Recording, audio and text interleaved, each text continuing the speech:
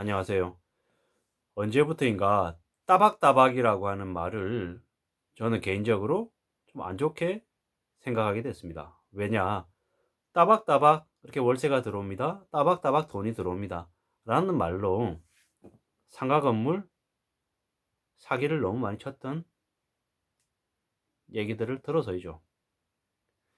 이 상가 분양받으면 상가 15억인데 SK텔레콤의 뭐 대리점 같은 거 혹은 뭐 편의점 같은 것들 세입자로 이렇게 들여 받으면 월세로 따박따박 700만 원 받을 수 있어요. 그러니까 너 15억에 투자해. 이런 식으로 얘기해서 많은 사람들을 상가 분양 받게 만들었던 이들. 그들이 자주 했던 말이 따박따박이었거든요. 부동산 이거 사놓으면, 이거 오피스텔 사놓으면 월세 따박따박 수십 년 동안 100만 원씩 받을 수 있어. 그러니까 너 이거 분양받아. 이런 식으로. 야, 너 왜 생활비가 400만 원에서 500만 원이 들어가는데 너 뭘로 채울 거야? 월세 따박따박 받을 수 있는 부동산 한 3개 정도는 있어야지. 이런 식으로 얘기하면서 사람들을 유혹하고 등쳐먹었던 거죠. 세상에 그렇게 따박따박 뭔가 생기는 게 뭐가 있냐고요. 실제로는 고배당 우량주들 연 4%, 5%, 6% 배당 수익이 따박따박 들어오는 이런 것들은 실제로 그 따박따박이라고 하는 표현이 적합하죠. 그런데 세입자가 월세를 내는 거, 이게 꾸준히 매일 들어올 수 있는 일일까요? 공실은 안 생길 수 있을까요? 쉽지 않은 거죠. 우리가 그 중소형 건물을 가지고 있는 건물주들이 어떻게 사는지 자세히 못 들여다봤죠. 그분들은 건물의 청소 자신이 직접 하시는 분들도 많고, 전구 하나 가는 거 자기가 갈고, 온갖 굳은 일들을 다 도맡아서 하면서 건물을 챙깁니다. 그래야 세입자들이 들어와서 잘 장사하고 오래오래 지내는 걸 알기 때문인 거죠. 공실 안 생기게 하고 제대로 된 세입자 받아서 그들이 잘 장사할 수 있게끔 만들어주는 게 건물주의 역할인 거죠. 건물주라고 거드람 피우고 뒤짐지고 과시하는 사람들이 절대 아니라는 거죠. 웬만한 사람 저리 가라 할 정도로, 청소부 저리 가라 할 정도로 더 빡세게 더 성실하게 일하는 사람들이 그렇게 월세 수익을 가져가는 사람들인 거죠.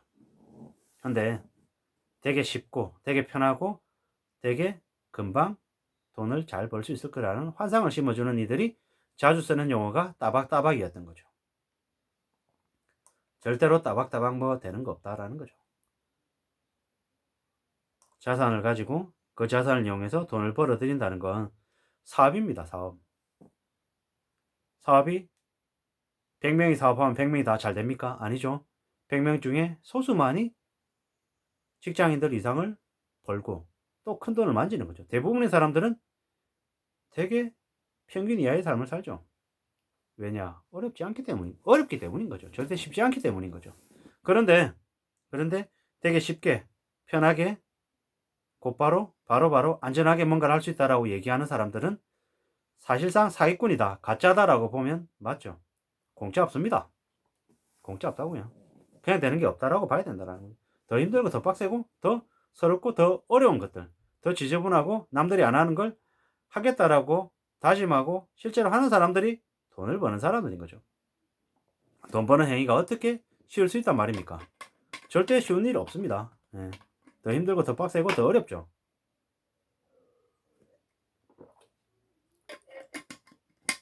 따박따박이라는 말을 함부로 쓰지 않아야 된다고 생각합니다. 왜냐? 그 말은 너무 수월하게, 너무 쉽게 뭔가를 바라는 욕심을 갖게 되는 거죠. 오피스텔을 사면 오피스텔 월세 받아서 너로 살 수 있다. 상가 건물 사서 세입자 받아가지고 월세 괜찮게 받을 수 있다. 다가구 주택 지어서 뭐 15가구, 16가구 월세 60만 원, 70만 원씩 해서 받으면 월 1000만 원 수익은 그냥 받을 수 있다. 이런 얘기들을 쉽게 믿어서는 안 된다라는 거죠. 공실이 생길 수도 있고 월세를 못 받을 수도 있고 별의별 상황들이 다 발생할 수 있는데 그런 것들을 다 내버려 두고 다박다박 알아서 돈이 꽂힌다고요? 그런 거 없습니다. 뭐 ETF 하면은 뭐 따박따박 배당도 받고 손해도 안 보고 괜찮다? 아니요. 그런 상품 없다라는 거죠. 그런 상품. 돈을 벌 수도 있겠지만 나중에 그로 인한 손해를 볼 수도 있다라는 거죠. 항상 동전의 양면처럼 이익과 손실은 같이 있다라는 거죠. 그렇게 알고 움직이는 게 맞다라는 거죠. 함부로 따박따박이라고 하는 말에 취해서 뭔가를 수월하게 쉽게 결정한다는 건 큰일 날 일이라는 거죠. 함부로 움직이면 안 된다는 거예요. 잘 생각해야 됩니다. 잘 고려해야 됩니다. 그냥 뭔가를 바라고 미친 듯이 자기 큰 돈을 갖다 넣으면 그냥 인생 끝난다라는 거죠. 섣불리 뭔가를 생각해서는 안 된다라는 말씀을 드리고 싶습니다. 이게 주식이든 부동산이든 자산시장이잖아요. 자산시장은 잘 모르는 사람들 들어가서 돈을 벌 수 있습니까? 없죠. 잘 모르는 사람이 돈을 벌겠다고 돈 들고 들어가면 그 돈은 잘 아는 사람한테 뺏기기 마련이죠. 우리가 노동시장에서는 내가 열심히 땀 흘리고 일하면 내가 예를 들어 그 땀 흘린 대가로 200만 원을 받는다라고 하면 그걸 남이 옆에서 쉽게 못 뺏어가죠. 그 뺏어가려면은 무수히 많은 대기업들이 홍보, 마케팅, 별짓거리 다 해가지고 그 사람의 소비를 조금씩 하게끔 이렇게 야금야금 빼먹으려고 수작을 벌이는데 자산시장에서는 뭐 몇백만 원 수준이 아니라 몇천만 원, 몇 억을 그냥 뺏어가죠. 큰 돈을 투자라고 얘기하고 큰 돈을 그냥 한 방에 뺏어가는 사기꾼들이 너무도 많죠. 대한민국은 사기꾼 공화국이고 사기쳐서 돈을 뺏어가도 그것들을 정말 사기죄라고 하는 것을 피해자가 직접 증명하고 고소해서 그 재판 과정을 거쳐야 되는데 그것 자체가 결코 쉽지 않다라는 거죠. 그렇기 때문에 저도 신중하고 또 조심해야 된다라는 거죠. 가해자가 저 사람이 나한테 투자한 거야 라고 얘기하면 투자라고 얘기해버리면 사기죄 안 됩니다. 배임이 해당이 안 되는 거죠. 배임 횡령이 안 되는 거죠.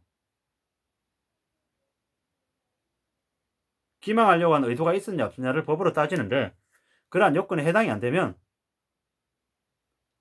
돈 받기도 어렵고 그 사람 벌 주기도 어렵습니다.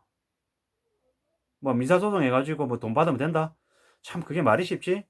실제로 실행해서 적용하려 그러면 또 그 가해자가 돈을 줘야 주는 거지. 민사는 사실상 배째버리면 받기 어려운 일입니다. 그래서 함부로 돈을 누군가한테 맡겨서는 안 된다고 얘기하는 거죠. 게다가 투자 목적으로 돈을 넣으면 그거는 손실이 발생하면 그 손실은 그냥 고스란히 돈을 낸 사람, 투자한 사람들의 몫이기 때문에 투자라고 권유한 사람들이 법적인 처벌을 받는 경우도 적습니다. 거의 없다고 봐야죠.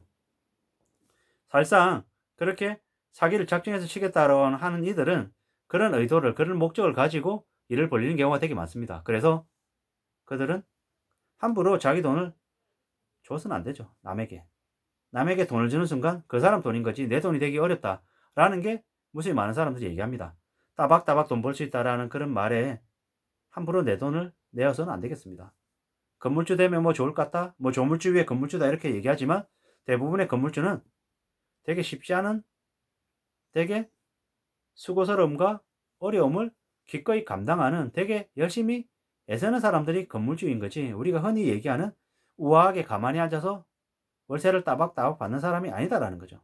그런 모습을 생각하고 뛰어들었다가 돈 다 틀리는 경우가 대부분이다 라고 생각하시면 좋겠습니다. 함부로 뭔가를 바라고 욕심부리고 탐욕에 젖어들면 가지고 있는 돈 다 날린다라고 보시면 맞습니다.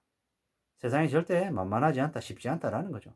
지금은 더욱더 주식이나 부동산, 비트코인, 각종 자산시장에서 거리를 둬야 될 시기다 라고 말씀드립니다. 함부로 뭔가 하겠다고 자기 돈을 내놔서는 안 되는 시기다. 꼭 자기 돈을 지구회사 될 시기다 라고 말씀드립니다. 이상입니다.